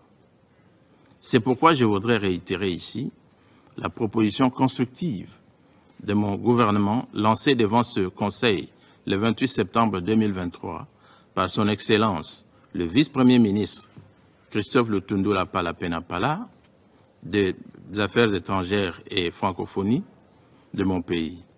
Les membres du FDLR ne sont pas des citoyens congolais, que le Conseil de sécurité puisse diligenter un plan d'éradication des FDLR auquel la RDC sera heureuse de participer. Pareille démarche enlèvera à coup sûr tout prétexte à nos agresseurs qui pourtant se livrent à une guerre économique d'exploitation frauduleuse et sans gêne des ressources naturelles qu'ils ne possèdent pas et dont ils sont devenus des exportateurs mondiaux. Monsieur le Président, en ce qui concerne justement cette exploitation illégale des ressources naturelles de mon pays, mon gouvernement demande instamment au Conseil de sécurité d'appliquer des spectres de sanctions sévères contre les acteurs et entités opérant sur toute la chaîne partant de la production jusqu'aux zones de destination. Au-delà des sanctions, mon gouvernement qui souscrit aux recommandations de l'atelier de Khartoum du 2 septembre 2021 sur les ressources naturelles dans la région des Grands Lacs, souhaite aussi participer au débat et réflexion pour la mise en place d'un processus similaire à celui de Kimberley pour gérer l'or provenant des zones de conflit. Monsieur le Président, pour clore mon propos de ce jour, je voudrais vous rassurer de l'importance que mon pays attache aux bonnes relations avec ses voisins et tous les pays de la région, comme l'a si bien démontré le chef de l'État, son Excellence Félix-Antoine Tshisekedi Tshilombo, depuis son avènement à la magistrature suprême. La RDC continuera à coopérer avec les partenaires sérieux et sincères pour l'éclosion et la prospérité de la région des Grands Lacs, notre patrimoine commun. Et si vous pouvez permettre que je puisse répondre brièvement à quelques préoccupations qui ont été soulevées ici, je voudrais, Monsieur le Président, dire que le Wazalendo, qui commence à donner des insomnies au Rwanda, n'est qu'une organisation de jeunes Congolais, patriotes, excédés par les massacres du M23, qui se sont arrangés pour repousser l'ennemi. Il ne s'agit pas d'un groupe armé dans le sens où on veut le présenter ici. On a parlé du dialogue, Monsieur le Président. Le chemin pour le dialogue a été retracé par le processus de Luanda et le processus de Nairobi. La feuille de route de Luanda est claire. Elle décrit les étapes qui nous amènent au dialogue. Et nous le savons très bien. Le cantonnement du M23 dont nous parlons, le désarmement du M23, le retour des populations déplacées dont on a décrit le degré de catastrophe humanitaire ici, c'est là la voie pour que le dialogue puisse reprendre avec le Rwanda. Et le processus de Nairobi, dont il est question ici. J'ai été l'un des délégués de ce processus, Monsieur le Président. Le M23 était parti de ce processus de dialogue à Nairobi. Il est sorti de la salle pour aller commencer la guerre pendant que nous discutions avec tous les autres groupes armés. Nous discutons avec nos groupes armés. J'ai fait une recommandation pour que le Rwanda prenne aussi le courage de discuter avec ces groupes armés, dont le FDLR. Ça sera une bonne chose pour la région. Monsieur le Président, j'ai dit et je vous remercie. Je remercie le représentant de la République démocratique du Congo pour sa déclaration. Il n'y a pas d'autres noms inscrits sur la liste des orateurs. J'invite maintenant les membres du Conseil à des consultations informelles pour continuer nos débats sur la question. Cette réunion est levée.